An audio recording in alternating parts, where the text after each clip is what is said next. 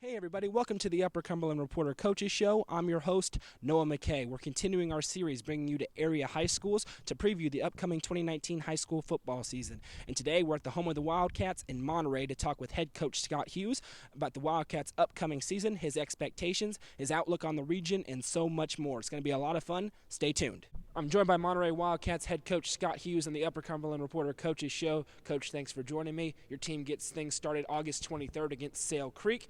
So let's just start out with how you feel about your spring and your fall camp so far, 2 weeks away from the season. It's been good fall camp, probably about as productive as I could remember in a while. Some older faces showing up that have played a bunch since they were freshmen and sophomores really helps. Leadership's been really well. They understand how to practice. They understand how to show up every day and give good effort. And that's one of the hardest things in the transition is getting younger kids to be able to practice hard every day. They're not used to the grind of 5 days a week and things like that. But we're very pleased with where we're at. Our numbers are pretty good. Like I said, quality of practice has been really good. Our tempo has been very good, and so we've been very pleased at this point. And so last year your team goes 5-6. They really started coming on towards the end of the season. And whenever I talked to you last year, we talked about how young your team was, and they really seemed to grow up through the year. Now a year later, how valuable was that experience that those kids got last year when they have, the freshmen from last year have a whole year under their belt, and now some of these kids turns into juniors and seniors? Well, last year was one of those years where we only returned 2 starters at the beginning of the year, and we were really trying to just find our way as far as offense and defense and still trying to figure out what everybody could do. And it was one of those years, even when you return some starters, you still feel like you never have enough practice time. Last year, at the beginning of the year, we definitely felt like we didn't have enough practice time. But we did find our way, and it was very instrumental in where we're at right now in our program to be able to return several starters this year, to have other guys that were lettermen that played on special teams or got in the game as a reserve role, but now they understand the speed difference. They understand the size and strength difference, and it was very valuable, and I was very proud of those guys last year. I mean, we started 0-4, and as a coach, it's the world's ending, and as kids, they were very resilient. They showed up every day, and they never wavered. They knew when watching film, they saw the mistakes. They knew there was room for improvement. They believed in our system, and then was able to reap the benefits a little bit later on. And a few more questions about, the transition to this year before we get into your product in 2019. When you talk about going 5-6, 500 last year, but coming on towards the end of the season, when you start making that jump towards wanting to be a region contender when competing with a team like Gordonsville, who seems like the perennial powerhouse, what is your mindset when you try to get your team ready to compete for region championships, making that jump from 500 towards the top of the region? Well, we talked a bunch about that last year. We felt last year that we left some opportunities to win some games out there. Our game with Gordonsville last year was a very competitive game, come down to the wire. We had a very competitive game with Joe Burns, and both those teams perennially are picked 1 and 2 in our region, and that's fine. They well deserved. Coaching staffs do a great job. They got historic programs. But we knew there was some points that we left out there, gave up some big plays that dictated that. We started talking realistically about this year in December when we come back after Thanksgiving break and talking about mentally being prepared every snap. And that was one thing with a young team last year. We went through lapses where we just lost focus, and it was one of those things where don't know if it was necessarily being tired, don't know if it was just the mental grind when you're counting on so many young kids, and you always hear people talk about in college athletics the freshman wall and things like that, and it plays the same with high school kids. I mean, when you're asking 14 and 15-year-olds to play against 17 and 18-year-olds every week, it is mentally draining. It's mentally taxing, and they're not used to being in the weight room 2 or 3 times a week, and they're not used to film study and all the things that kind of encompass being a really good high school athlete. And then all of a sudden, they're jumping from middle school straight into that, and it is difficult in that regard. But we've tried to grow our program over this year and get over those lapses. The mindset, the physical part we feel comfortable with. It's the mental part. Can we mentally show up and play 48 minutes without any mental lapses? Can we not have a 3rd and 10 bust in the secondary? Can we have a 3rd and 1 and use motion and not jump off sides and things like that kind of shot ourselves in the foot a little bit last year with the young team. And that's something that I said, we've spent just a tremendous amount of time on the mental aspect of football. So now let's look at the region. Gordonsville wins the region last year, but they lose perhaps one of the best running backs in the state in Braxton Givens. From an outside perspective, it appears to be a region that's wide open. Gordonsville's there. Clay County obviously has a good squad. You're returning a lot of your starters. How do you assess the region? And 2 weeks away, is it something you talk about? Is it one of your goals trying to win the region this year? Well, I mean, obviously you want to win the region, and that's one of our seniors' goals is to get back and win a region and host a playoff game. As a coaching staff, we've not said anything about our region all year. We're kind of different than everybody else. We don't circle any games. We don't have any dates, necessarily aligned. We just know that our first game is August 23rd, and then we'll worry about everything else when we get there. For us, our main focus is like I said, one game at a time and one day at a time. And I think sometimes when we're not good enough to worry about week 7 or week 3 or week whatever. We're not to that level. And I know some teams that are, and that's great for them. It doesn't work in our program. For us, we've got to try to be good Monday through Thursday and then hope to put a good product on the field on Friday. And that's one of the things that we kind of take some pride in is just baby steps. We're not big enough to make giant leaps, but our region will be – I think this region is very tough. It's been very tough every year since I've been at Monterey.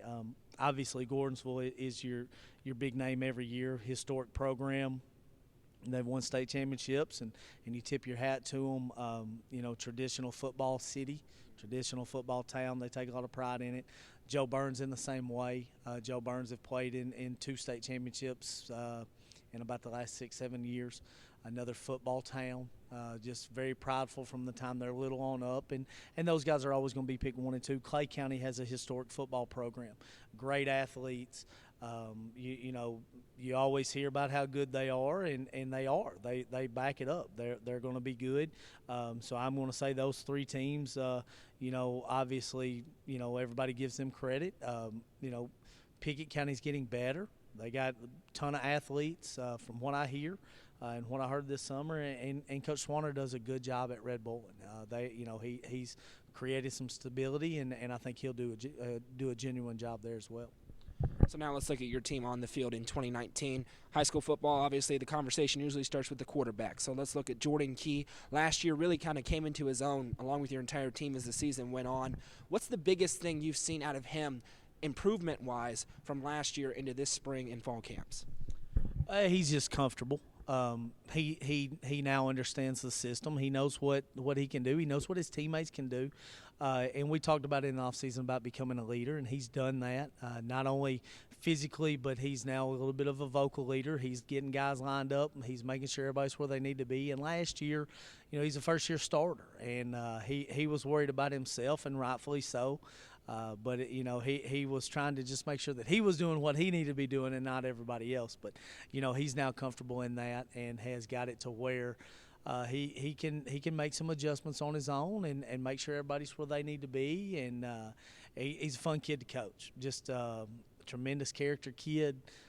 Shows up, one of the first ones in, one of the last ones to leave. Always asking if he can help do something more. And the crazy thing about him, unlike most guys that are a returning starting quarterback that are trying to get out of a drill or trying to not do something, he plays as hard on Monday in practice as he does on Friday in a game. And so for a coach, sometimes you gotta pull the reins on him. But he's one of those guys. He don't have a half speed or a 70%. He's got a 100%, and that's what you get every day. And then looking at the rest of your offense, you return a lot of starters from last year. What's a couple of names for people out there who maybe haven't watched your team play for them to watch, and what's your outlook on the offense in 2019? Well, I mean, we're excited about our offense. We think it's about as deep as we've been in a few years. We got some skilled kids returning in Shiloh Walker and Kevin Borjas out on the perimeter. Anthony Soberanis is back as a tailback. We got some new faces that you're going to see this year. Logan Sparks and Chandler Bowden. Kenny Garrett will be some new faces that'll show up. Trying to think who else. Mason Bowman, Eli Sailors, Michael Allred, Byron Borjas, Kevin's brother. So, I mean, we feel that we're pretty deep, deeper than what we've been traditionally, and we're excited about that. We've got some guys that can run a little bit. Now, we're not real fast, but they can walk and chew gum, so that's a positive. Offensive line-wise, we returned several guys, led by our seniors, Kevin Perez and Renee Talon, Sam Bilberry, and Sammy Webb. Those guys are going to be critical to our success. Denver Smith is a young man that'll start for us as a junior that started every game in his high school career. We give him a hard time because he started as a freshman and got through to the fire. And by no means was he physically ready. And I think now he's seeing the benefits as a junior and kind of understanding the physical part of it. Got two pretty good tight ends in Hudson Thompson and Carter Charlton, and Carter started for us as a freshman last year. Big, strong, athletic kid, and so we're excited about where we're at. Not near ready to be playing in 2 weeks, but we are excited about the dynamic that we have. And then now looking at the defensive side of the ball, obviously defense so important, especially in a region with a lot of good offenses. How do you assess where your defense is at? Give us some names to watch. Still got a little bit to go on defense, trying to tweak some stuff and just finding where we need to be at. Like I said, for us, not huge numbers on our roster. So obviously, a lot of the names that you heard on defense, if you can flip over or what you heard on offense, is going to flip over and be on defense. And so that's where we're trying to find our way a little bit. Who's going to be better in situations? Who plays a certain package a little bit better. But we start on the back end, and we obviously start with Jordan and Kevin, two guys that are seniors that are going to lead us. Kevin has started every game in his high school career on defense. He hadn't on offense, but he has on defense. And he's a big-time playmaker, and the sky's the limit for him. He's had a great offseason, had some schools coming in and showing interest on him. So we're really excited about the growth that he makes going into his senior year. From there, all those guys that we named at receiver and skill guys you're going to probably see in the secondary. Kenny Garrett's a guy that played as a freshman last year for us and, had a good freshman year, and we're excited about him. Chandler Bowden's going to be a sophomore, long athletic kid that can play. Logan Sparks is a kid that we're really excited about. Eli Sailors, another guy that we're excited about. Michael Allred. Byron Borjas long, him and Kevin, being brothers, obviously similar body type. So we're excited there. Mason Bowman will play on the back end. Then when you move into the front seven, we're kind of led by Kevin Perez and Anthony Sobranis. Both of those guys were all region linebackers last year, and they kind of set our defense. And then up front, it'll be by committee up front this year. We're still trying to find our way. So all those names are guys that you heard on offense as well. And so I'll finish up with two questions that I ask every coach that we've done so far. The first is, hard to believe, but you're only 2 weeks away from the start of the season. Do you have something in your mind that say, hey, this is what we have to improve upon before August 23rd, or is it just trying to get better every day? Honestly, that's a great question. We're kind of half and half right now. Like we feel comfortable in some areas just because of what you're returning. Obviously you're not having to spend as much time on those base intros. You feel comfortable with some older guys that okay, we can run 2 or 3 plays, or we should be able to run 2 or 3 plays. But at the same time, yes, we're charted out. We're goal oriented on, okay, we need to hit these check marks each week, and we're still building our team. We're still building our program. So obviously there's a lot of installs still taking place, a lot of fine tuning still taking place, and so with that question, we know there's still a long way to go. There's still a long process to go. There's still a lot of fine tuning to go. And if I had to say, I know if we had to play tonight, no, we were nowhere near ready. Just hope that we can improve over the next 2 weeks to be ready for that.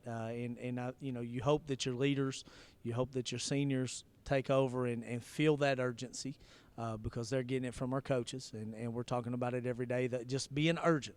Yes, we're still in camp. Yes, we're still going against each other, and you hate going against each other every day. But we got to be urgent now. We're getting into school has started. It's the grind of an 8-hour day plus practice and growing up in that mental state. And then last one, I'm in the business of outside expectations, record predictions, who's going to win regions and all that. But for you as a coach in the program, what are your expectations for your team in 2019? We don't ever get into the records. We don't ever get into the goals. I mean, our seniors always talk about goals, and our team talks about goals. From a coaching perspective, my big thing is, are we getting better daily? And not only are we getting better on the high end, but are we developing young men in our program from the time they're a freshman through their senior year? Player development is big to us. Weight room development is big to us. But ultimately, are we making these young men better young men outside of football? And that's one of the expectations that we have, is that we have an impact on them, not only in football but outside of football. And so our expectation for this season is, obviously to impact them on the football field and give them the opportunity to succeed. It's one of those things that a lot of times, they have to grow up and take it sometimes on the field. It's not one of those things that everybody just rolls out and you got a great game plan. If the coach doesn't, put you in the right place, okay, that's a problem. But, we feel that we're going to have our guys to where they know what's going on and they understand the game of football. From there, they still have to go out and play on Friday night. And I feel that this group will. They had a good first scrimmage, very pleased with their effort. They took the tools that we had given them and they went out and they done some work with it. And then the big thing, though, is our expectations on and off the field. Off the field wise, are we doing what we're supposed to in the classroom, or are we doing what we're supposed to in the community, and are we representing ourselves and our team in a great light? Absolutely. Well, our thanks to Coach Scott Hughes for joining us today. They get their season kicked off August 23rd at home against Sale Creek, and throughout the season we'll be broadcasting several of their games live on the Upper Cumberland Reporter. Thanks, Coach. Hey. Our thanks to Monterey head coach Scott Hughes for joining us on this week's episode of the Upper Cumberland Reporter Coaches Show. The Wildcats get the season kicked off right here at 7 p.m. on August 23rd against Sale Creek. Stay tuned to our Facebook page for all of our latest dates for our live broadcast. We're adding new stuff all the time. You're not going to want to miss it. Next week on the show, we'll be wrapping up our preview series, talking with head coach Jimmy Maynard of the Cookeville Cavaliers to discuss the Cavs' 2019 season. That'll be next Friday, but until then, have a great week, everybody.